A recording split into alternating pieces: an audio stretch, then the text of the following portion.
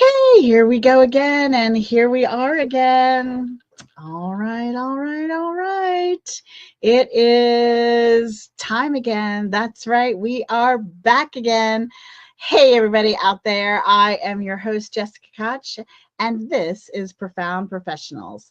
It is the interview series that has been coming to you. Do you believe we are going to have a 10-year birthday? We'll be celebrating our big 11 birthday next year because, as you guys out there know, we'll be working on quite a few other things in the new year. The legacy piece that we're building, our community and our summits. This show, Profound Professionals, brings you industry experts from all over the wonderful world. Today, we have two amazing experts. Holly is such a light, and she does so much. Holly is an educator as well as a holistic health coach trained in eating psychology and helps women, especially over 50, rebuild trust with their bodies and create healthier, more peaceful relationships with food. That is super important. Our relationships with food and our relationships with money have such a big impact on our health, our wealth, our success, and our longevity. So welcome, Holly. Thank you. Appreciate being here. Yeah, we're super happy to have you and learn all the things from you. We also want to welcome today Dr. Andrew Walton, and he is a best-selling author, TEDx speaker, social psychologist, and creator of Banish Burnout. We like to be on fire, but we don't want to be burnt out, right? Helping transform stress, anxiety, and burnout into resilience, creativity, and innovation. When properly directed, that fire can do lots of great things. Welcome, Dr. Andre. Thank you very much. I really appreciate being with you, Jessica. I am excited about this.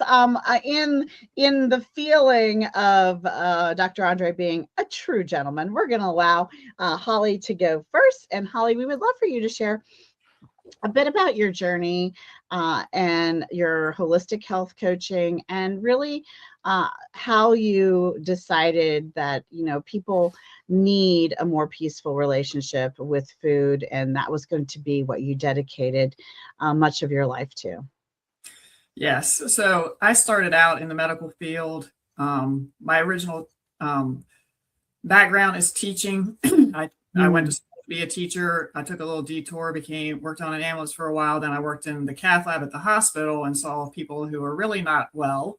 And then I went from there into teaching full time. And while I was teaching, I taught health.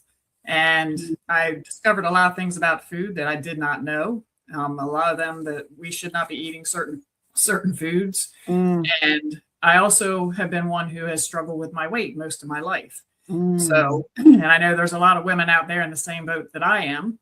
And I've tried all the diets. I've tried all the gimmicks, excuse me, and I would take it off and then put it back on, take it off and put it back on. And so I was searching the internet one time, and I wanted to become a health coach because I wanted to help more people like me. And I found Mark David, who is the founder of the Institute for Psychology of Eating. And I'm like, everything that he taught, I'm like, that's me. It's not necessarily what you put in your mouth. It's what's happening in your head that is causing you to put that, whatever you're putting in your mouth. So, and that's helped me a lot. And I think that would help a lot of other people, because there's so many things that go on in your head that you wouldn't even think that it relates to food, and it does. Now, are you working with, I'm imagining you have an option virtual, some sort of virtual way you could work with people. Yes. And are you doing that one-on-one or in groups and an online course? What's the modality you're serving and supporting these people? Right now I am doing one-on-ones, either virtually or in person. I haven't expanded out to doing groups yet, but hopefully that will be sometime in the near future. So we'll see. Well, it sounds like the bell's ringing on that. The universe has said it's about time for that. Those group sessions, I really believe that you can serve the one-on-one need in a group setting, and the impact it has on the rest of the room and what people get from watching that and contributing is just so much more beneficial than one would imagine. So if they wanted to take the next step and come find you for a one-on-one and to look at and explore working together with you, what would their next step be? Where would they find you? They could go to my website. It is www.holliesHolisticHealth.net, and you do have to put the www in front of it because otherwise it won't take you there. Or they can email me at Holly Agnew, HOLLYAGNEW 36@gmail. Okay. So they can find you at the website or at your Gmail, and just take a look in the description of this video, wherever you might be watching it, in the comments, in the description, and you will find all of Holly's amazing contact information. We're so glad you're here today, and we're going to get a little bit of background from Dr. Andrew now. Dr. Andre. I just Andrewed your name at a glance. So I'm sorry, Dr. Andre. So tell us a little bit about you. Sure. I spent a couple of decades as an entrepreneur. In my 20s, I started to invent things, and I took two of my crazy ideas to become global leaders in their field. And towards the end of that time, I got struck down by burnout. I mean, full-blown card-carrying burnout. And that always kind of stuck with me, the memory of how serious that was and how much that devastated my life for a period of time. Winding the clock forward, when I sold my businesses, I decided to do a bit of consulting to people who in Europe who had wanted to start businesses over here, maybe subsidiaries of their companies and so forth. So, and having, done that pretty successfully, I was helping them with that. And then I decided to go back to school, and I did my PhD in social psychology. And my focus actually was in creativity. Creativity is one of the strands of my DNA. I had very creative parents, and I've seen the positive sides of creativity. When I was 7, my mother was actually institutionalized, and I realized afterwards that was a negative side of creativity. Creative people quite often have rather loose connections with social norms, and in post-Second World War Great Britain, social norms were rigidly adhered to, and I think we were paying the price of not fitting in, quite frankly. So that was a very interesting sort of phenomenon. And now I've really combined those two. I've spent 2.5 decades researching creativity at all sorts of different levels. And in sort of 2015, the phenomenon of fMRI imaging came to the world, which is an imaging system. MRI, we all know, we break a leg or we do this, that, and the other, and almost inevitably we're stuffed into this horrible little tube for a while. fMRI is very interesting because we can actually, an fMRI of the head, we can actually see what people are thinking. So if somebody thinks, for say, analytically and deductively, you give them a little puzzle to do maybe, and you'll see certain little neural paths lighting up in the brain. And if you then say, get them to think of something creative, it's a totally different neural pathway. And a number of things came out of this. One is that if you give somebody a test that relates to emotional intelligence, it's the same neural pathway as creative thinking. So there's all sorts of things that came about. In my first book, which I published in 2011, a lot of my ideas were sort of from observation, from some social science, various different things. And when fMRI studies started to appear regarding, the types of things I've just been talking about, they validated a lot of those ideas. So that really kind of put fuel in my tank, and I thought this is too much to forget about. I've got to really focus on this.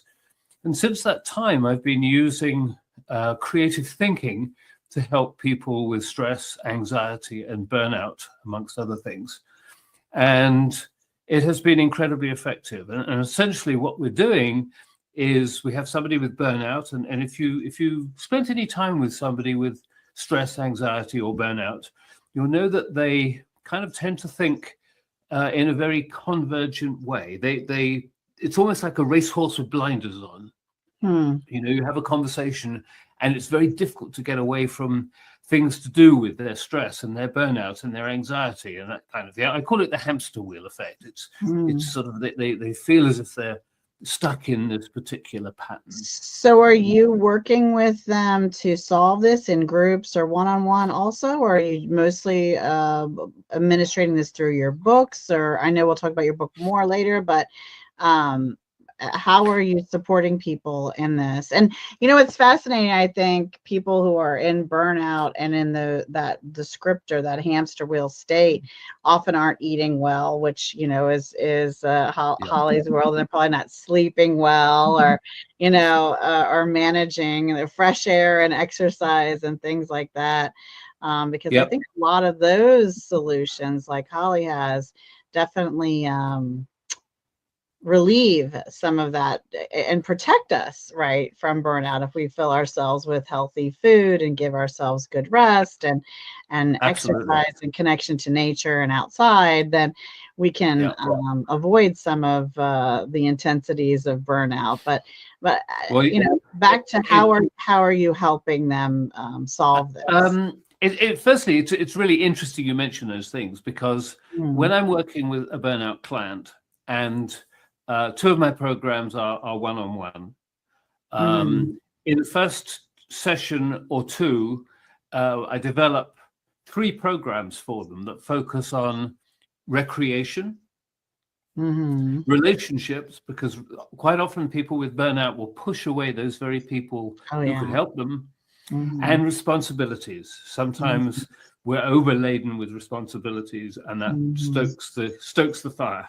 So it's interesting you should mention those things. But I would like to be working with groups, but the trouble with burnout, I call it the secret epidemic, because people do not like to admit they've got burnout, and they also shy away from being with other people, which makes the group thing very difficult to do. And when they get to a certain stage, then we can create a group. But for the first, you know, while, it really has to be one-on-one. So I have 3 programs, basically. 2 of them are one-on-ones. One's very intense, 2 sessions a week for the first month, and then it's a 3-month program. The last month really being how to identify it if it starts to come back, because 50% of people who have burnout have it again within the next 18 months.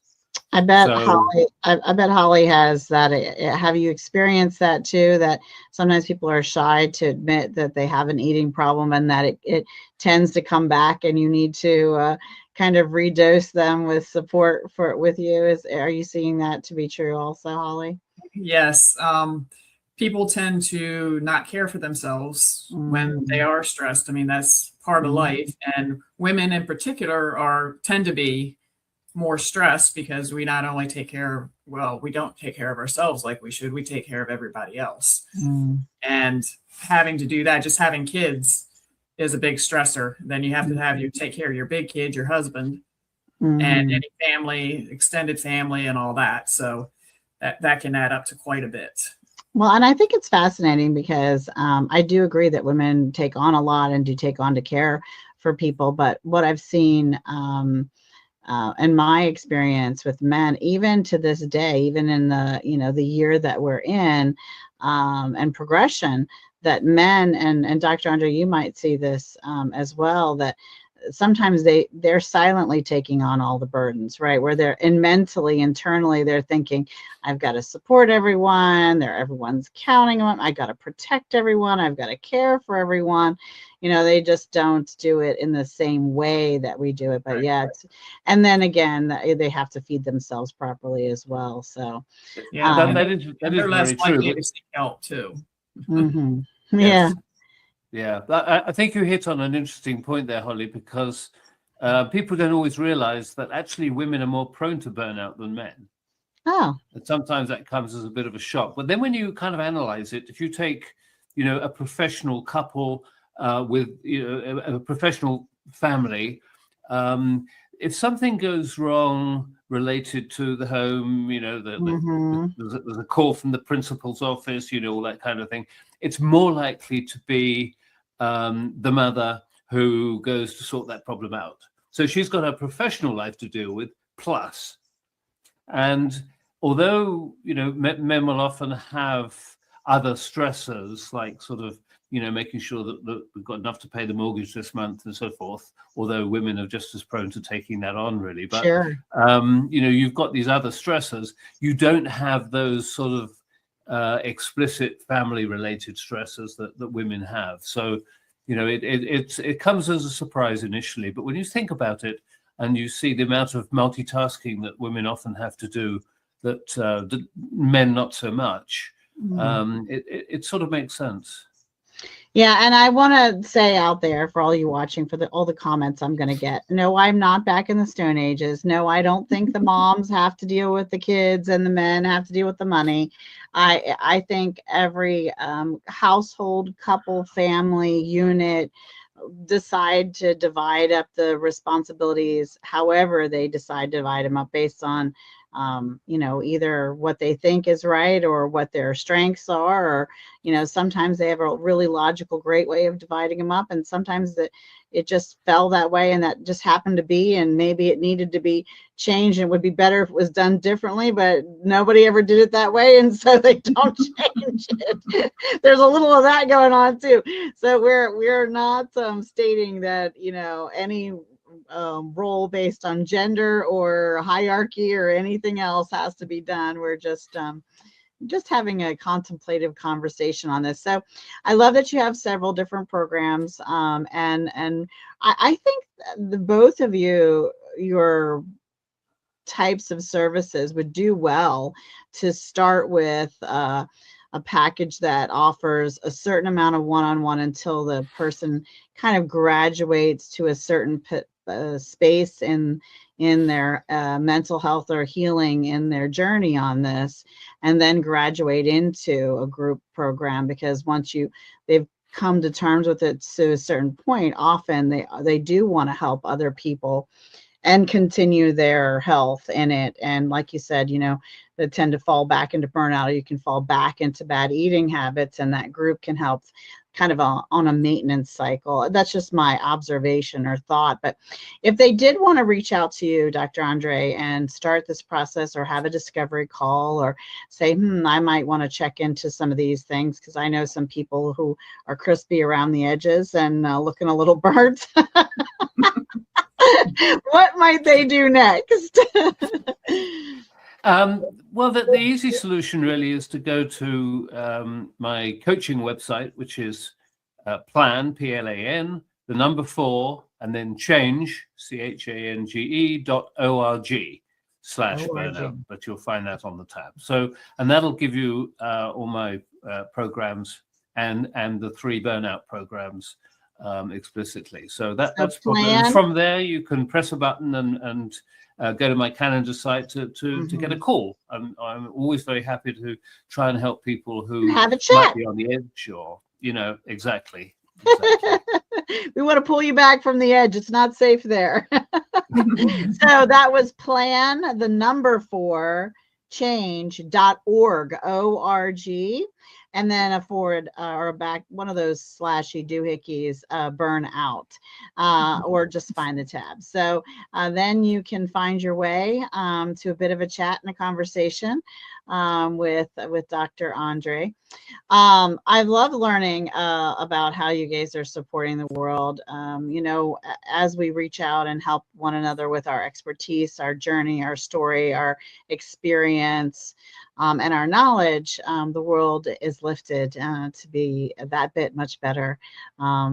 So how about some tips? We're going to knock on Holly's door and see if she's got a tip for us that will make our lives a bit better today.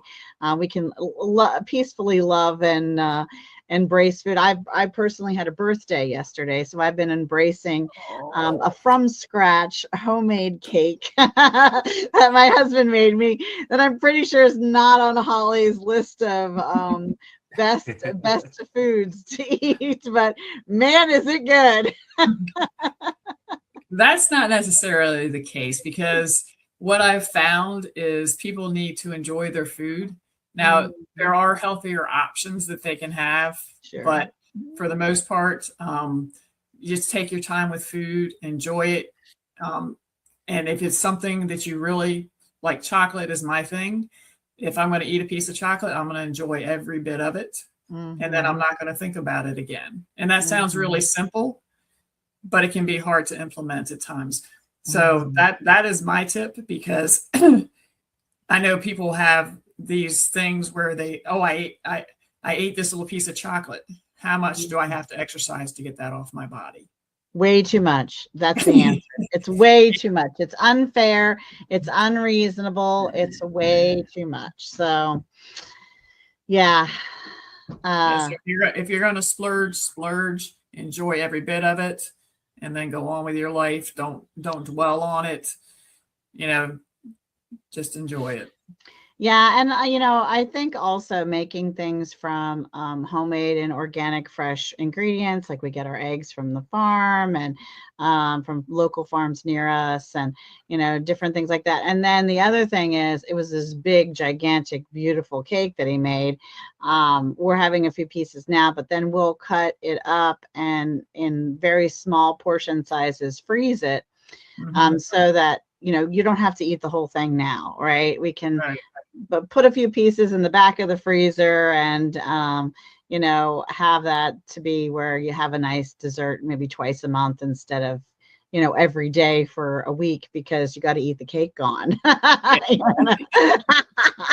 Yeah. Like you said, one of the most important things is to use quality ingredients, because as Americans, we're the one of the largest nations that eats poorly, but we have the biggest access to food. Yeah, and we're the most overweight, but also the most undernutritioned as far as valuable nutrition. Yeah, we're also the sickest nation, unfortunately. We need to get our act together, people out there. We need to change these stats a bit. Yeah, and they're we've been lied to a lot by our government with what's healthy and what's not, and they're just starting to figure that out now. Like fats, it's always been no fat, low fat. There are you do want to have fats, because your brain is a lot fat. I mean, that's like 70 healthy fats, not bags of potato chips and bags of bacon, so so those avocados, those nuts, there's different fats that we can take in that are definitely a bit better for us. I love that. All right, we need a tip from Dr. Andre, because we want to eat healthy and not be and not get burnt out.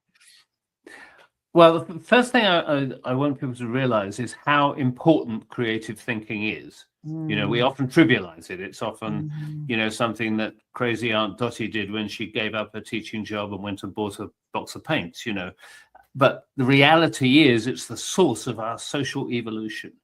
We don't have the internet and the jet engine and so forth because we've got opposable thumbs. We've got it because it's an innate human drive. So it really is very important. So one of the things that I try and get people to do is to understand that creative thinking, it doesn't mean you have to paint pictures or do anything else. It's really about how you think. So I want people to shake the snow globe, I call it. So when you go out to your favorite restaurant, choose something different from the menu, or even go to a different restaurant, right? If you drive to work, take a different route to work. Perhaps you don't, when you go to your closet, you don't grab the same old sort of office gear that you normally wear. I mean, wear something a little different. So try and get with friends and family and do different things at the weekend when you're planning a vacation. Don't necessarily gravitate towards the same thing you did last year. So if you get in the habit of doing these, thinking in this kind of way when you have choices, then what happens is you start to erode the edges of that rut that you live in. And all the time you're eroding those edges, you're giving yourself the chance to go back to creative thinking, because that's something we all had when we were very young. If you look at 2-year-old, 3-year-old, 4-year-old, they think in a different way than we do because they don't have history. And so you go back to that process. So you're relearning, you're not creating something new. Well, and I read that when you do things like take a new path to work or learn, try to teach yourself to learn a new game or a new language or solve a new puzzle you've never solved, you're building new neural pathways and rebuilding our brains, where we had, so many, like you mentioned, as we were fresh out of the box. But now, we've eroded some of those with some of our life choices, lost a few. You lose it, you don't use it, you lose it, kind of a thing. You're absolutely right. You can think of this as a muscle. Your neural pathways really are like a muscle. And the more we use them, then, the more we create those stronger pathways. I have a getting to know you call. That's my version of a one-on-one. And the second round is my favorite because I always have people share, their word of the year they chose, which is kind of creative. And then their big goal, which is kind of more vision, kind of thinking. And then we talk about their hobbies and things that are just interesting about them. And you always hear, oh, I'm a cross-country skier. I personally, I paint, I sew, I kayak, writing books, and I'm writing music. And, I get to hear all of those kinds of things from other people because, even that person who says, oh, no, I'm not creative. Everyone has something in them, like you said, that is, that brings them joy. It might be, whittling or some sort of hobby that they don't see as creative, but truly is creative. I was going to ask, did you do the painting behind you? They look like the happy little trees from Bob Ross, I swear. I did not paint that, but it's very pretty, and it's not unlike the view from the other side of my house, actually. So very nice, very nice, very nice. Okay, one of the things I'm proud of is we're not here just to say how great Holly and Dr. Andre are, although they are pretty great, and we already know how great I am. We also want to share a bit of awareness, something outside of us, something bigger and more important than the 3 smiling faces at you. We hope to inspire you to give time, treasure, or talent to a cause that you love, or maybe be inspired by the causes that our guests share. Holly, do you have a nonprofit cause that you care about? Actually, I have quite a few, but I want to mention 2. Okay. The first we'll one allow it. The first one is Compassion International, and that helps impoverished kids in other countries. You sponsor them, and I sponsor actually like 5 of them. So I have them all around the world, and I get to communicate with them and see how they live. I've got one for each of my grandkids' age, which I thought was kind of cool. That's cool. And I just love how they help the families. It's not just they help that one family, they help the whole community. And they make sure that they have what they need, and they have a biblical foundation, and they help them to become good people and get the education that they need that they otherwise probably would not get. And then the other one is called Harriet's House, and this is a really small organization. I just met them in November, actually, and they deal with human trafficking and sexual exploitation and the women who suffer from that, and they help them to get back on track and give them purpose in their life and direction, and help them get back into the workforce and give them the emotional support and everything that they need, because everybody deserves to be safe, and that needs to go away for sure. So that's a huge thing, even in our area. I mean, we're just a small community compared to DC or New York. Well, I love that people are addressing it however they can. So All right. Thank you for sharing with us. And I'm sure you've added it to all of our information so that we can include the link and share that with others so they can check it out as well. Dr. Andre, how about you? A cause close to your heart? Yes, I have two actually. It's a trend. Go Okay, for it. The guests have taken over the show. It's all right. We'll allow it. Go ahead. I'm just joking. You could list 10 and I'd sit here and listen to them because I think it's such a good idea. So, well, one of them is called Project Real, REAL. It's actually a nonprofit that I founded back in 2008. It's still going strong, and REAL stands for Relevant Education About the Law, and it's a project that helps kids understand the real consequences of the legal system. And it also, we use films and acting processes and so forth to introduce new topics, one of which is immigration as it happens. And you know, it shows that these days that I don't want to talk about. Well, it's, you know, there are so many dichotomies in the law, aren't there? On the one hand, you've got the legal system related to people being here illegally. What happens when they've got kids that were born here with US passports and so on and so forth. So, you know, it just introduces kids to the fact that this isn't always cookie cutter kind of decision-making time. Sometimes there are things that we all need to discuss. So that was a very exciting time for me developing that program. And as I say, still very, very successful and going very well. The other nonprofit that I very much appreciate being in existence is the Creative Education Foundation. And it's not a sort of academic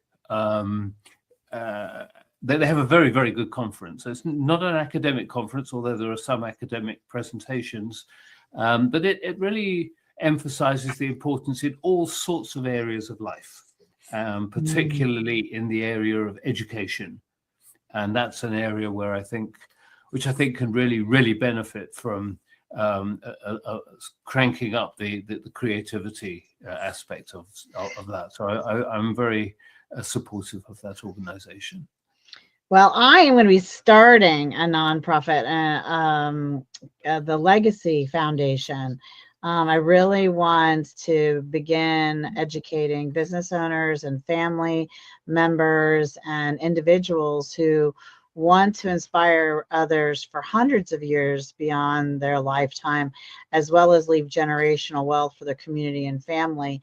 And how do you set that up? And how do you build a plan for that? And what does that look like? Everyone's out here making all of this great content and podcasts and books and music and things, but I don't think they, especially the digital aspect of it, realize that you can create a digital estate. And that can be tied into a foundation, which could then be funded by a trust, which can then be protected so that, you know, as you pass it through your generations, not one particular heir can't suck the trust dry, and teaching the next generations how to continue the wealth in different manners, you know, as things change over time, and setting things up so that the organization itself can self-fund to a certain extent, right? Well, where they have resources that are coming in on a more residual and regular basis. And there's just so many great conversations to have on the legacy conversation that I'm excited to get the ball rolling to establish that cause myself. Books have been a big inspiration for me. And I'd love to hear from our guests books that have inspired their personal life and helped grow their business. But and I don't typically do this, but I'm going to share one.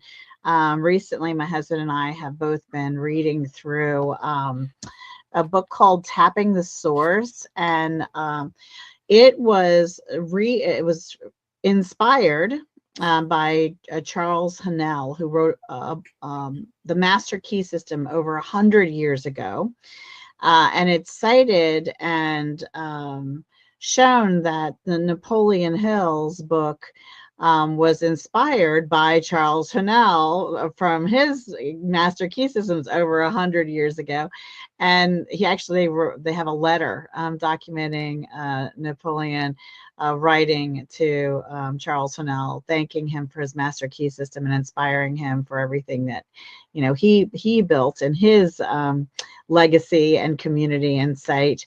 And the Tapping the Source is sort of the in-between book that 3 authors came together and honored Charles Haanel and redid and updated the master key system from its 100-year ago original. It's very fascinating. It's very spiritual, and it's very such a good read. But it's a combination of my love of great authors and the idea of leaving a genuine legacy. So, Holly, a book that inspired your personal life or helped you grow your business? Mine is Customer First. It's by Tasha Smith. She is my mentor. She is also my business coach, and she used to be a Cutco person. If y'all know the silver, that's not the silverware, the cutlery, and she has a way of dealing with customers that they feel like they're the center of attention, which they should be, and how to interact with them in a way that makes them feel like they are important to us, which is what we need. So I love that. And that speaks a lot to the kind of when you reach out to Holly and check out her site and have a conversation with her, that goes to show some of the values and principles that you should expect to receive when you spend that time with her. They're a very good book to share. Thank you very much, Holly. I'm really enjoying our time together here today. Dr. Andre, a book that inspired your personal life or helped you grow your business? I mean, some books have a sort of an immediate, huge impact when you read them. You know, for me, James Baldwin's Notes of a Native Son was such a book. And other books have a slightly different impact. One book that I read a long time ago, but I don't know, something often happens where that little bits of that book come into my mind, and that is Jonathan Livingston Seagull. And I just think it was a brilliant piece of story writing to start with, and the metaphor of using, you know, seagulls as humans. You know, sometimes we're in groups, sometimes we're individual, and it's just got so many interesting metaphors built into a brilliant piece of story writing. Well, I'm going to have to check those out. I don't think I've heard of either of those. So I'm excited for some new reads for certain. And I'm going to stay with you for a minute, Dr. Andre. Tell us about I think you have several books. Tell us about some of the books you've written. Sure. Well, the latest one, which is Creative Thinking, A Coach's Perspective.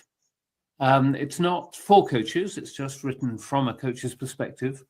I'm delighted to say that rocketed its way to being an international bestseller within a couple of weeks of launching it. So that was very exciting.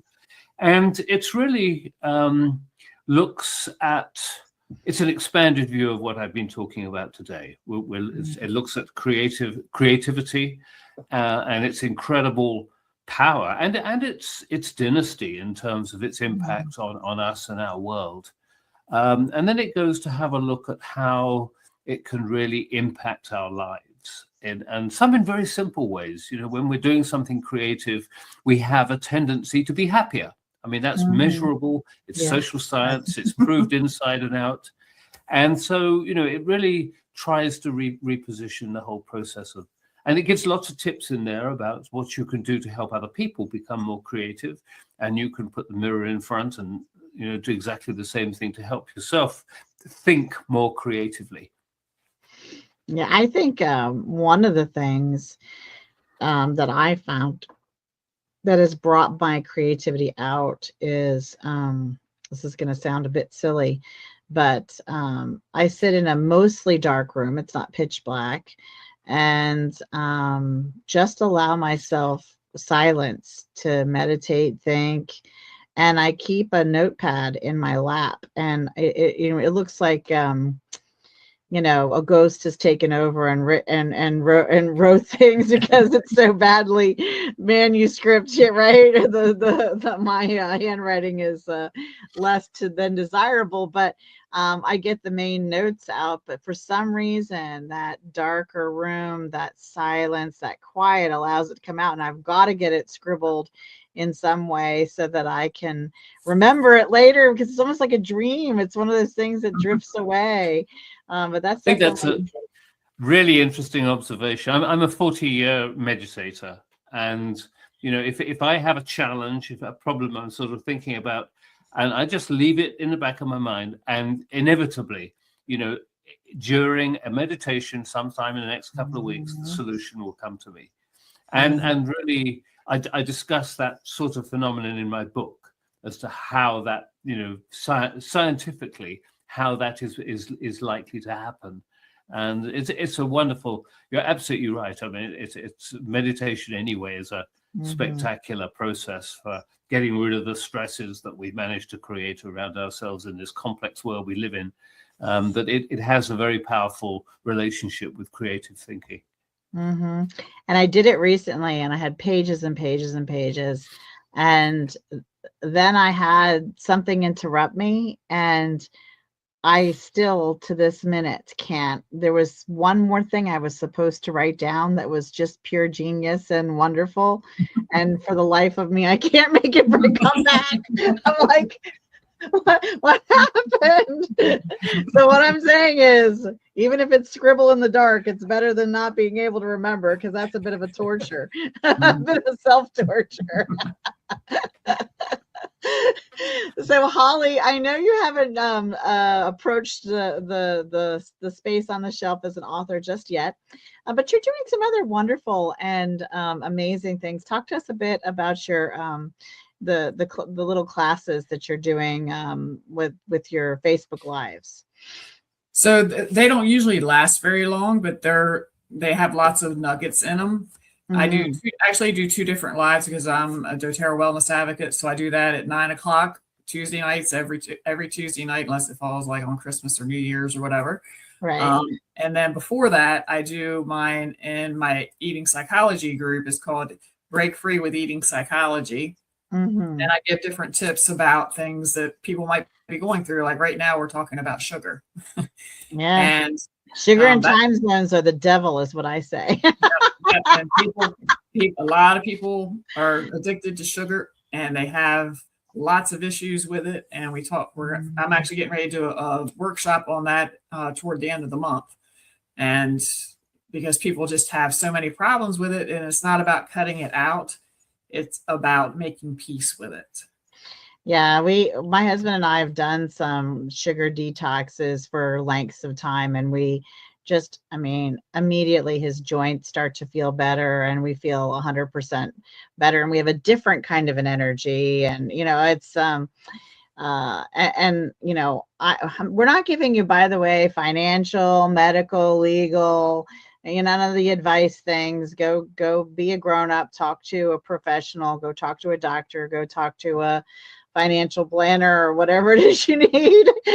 Go talk to a good lawyer. But it is my personal opinion, with no medical background to back this, that it feeds some of the bad diseases out there, that sugar is like food for yucky stuff health-wise to happen to you. That's just my opinion.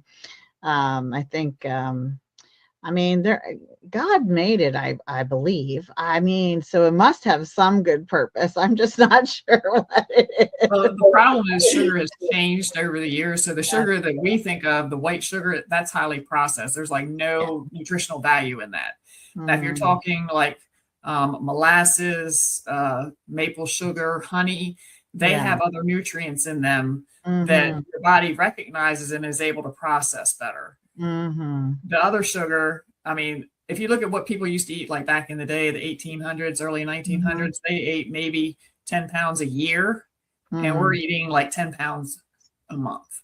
Yeah. or more. I mean, depending Yeah. on who you are, because it Well, hides Christmas many time, different foods. at Christmas time, if you eat my sugar cookies, it's probably in a week. It just hides in so many things now that Yeah. people don't even realize it's there unless they're a label reader. Yeah. Well, it has been lovely to have both of you on the show. I hope you're both having a good time. Oh, I am. Very much And so. if you're out there thinking, I'm writing a book, I do Facebook Lives, I'm on TikTok, I'm an influencer, I have things to say, things that will help improve someone's personal life or grow their business, well, reach out to us and my team, and we'll let you know just how we can get you featured on Profound Professionals too. But before we wrap up today, we're going to get from our amazing guests a final thought, something to inspire us along the way, and anything you might have left out that you want to make sure the crowd knows about as we go today. Holly, would you like to go first? Sure. So my final thought is what you eat matters, but how you treat yourself around food matters more. And there's something you can change starting today, because freedom with food isn't about eating perfectly. It's about no longer letting food run your life. I love that. I love that. That is a good one. All right, Dr. Andre, what do you have for us? Well, most of us somewhere in our lives have physical beauty, whether we are next to a park or next to the ocean or a river, or there are beautiful things, and we get in the habit of just that's just part of the landscape. So I'm going to ask people to literally stop and smell the roses. I mean, find something in your life that you can, maybe when you open the drapes in the morning, you've got some way of looking at something beautiful. Find something beautiful and actually just spend 2 or 3 seconds absorbing its beauty and getting out of that process of thinking that it's just matter of course. I think you were in the car with me at the crack of dawn this morning, because I drive my teenager, our youngest, to school every morning, and we drive across a big arching bridge. If you want to look up the picture of this bridge, it's Thomas Johnson Bridge in Calvert County, Maryland. Look that up. But under it runs the Patuxent River. And as we're crossing this arching bridge this morning, and many, many mornings, the sky is this beautiful pink as the sunrise happens. And their clouds are colored like a watercolor of just breathtaking beauty. And I have to focus on the bridge because, there's a safety factor here as I'm driving, but I'm trying to take a peek and I'm trying to drive, and I'm nudging the teenager who has her back to this beautiful view, curled up under her jacket, trying to sleep because she wishes she wasn't up yet. I'm like, no, you have to look. You have to look. She said, but we see it every day, Mom. But you have to love it every day. Every day it makes it even more precious, because look at where we live and look at this beautiful painting God makes for us every day. You can't miss it. And I'm poking her and trying to drive and trying to look. And that's exactly what you just said, I think. Absolutely it is. Yeah. So you know what, get up and watch that beautiful, pretty, puffy pink cloud sunrise. You can sleep again later. And true story, the end of the story, I was so tired by the time I finally got home. I just said, well, I'll just close my eyes for a moment in the driveway of my home. And my husband had gone away for a meeting this morning, but he had come back, and then he's tapping on my window. Darling, you've fallen asleep in the car. So get up early, watch the beautiful, beautiful, beautiful pink sky, and then go take a little morning nap. You'll be all right. It's worth it. Holly, thank you so much for being here. Our health is our wealth, and you're a wise and wonderful, kind human, helping the world really think about food differently, with peace, without stress, and with enjoyment, and to fuel our body and our lives so that we can live great ones. So thank you for doing what you do. Thank you. I appreciate you having me here. It's been fun. Dr. Andre, you make me want to finger paint all over again and go play in a sandbox and decorate umbrellas for no reason at all and hang them upside down from my ceiling. And I love the dance of creativity, and I love for people to live a life that feels fun and full. And the only burning is around a campfire that brings them joy with friends and family. So thank you for what you're doing in the world as well. All of you out there, thanks for following us and liking and commenting and dealing with my very crooked glasses today. I'm a little off Wonker. But I'm your host, Jessica Koch, and this is Profound Professionals. And until the next one, be kind to yourself out there and be kind to each other. Bye, everybody.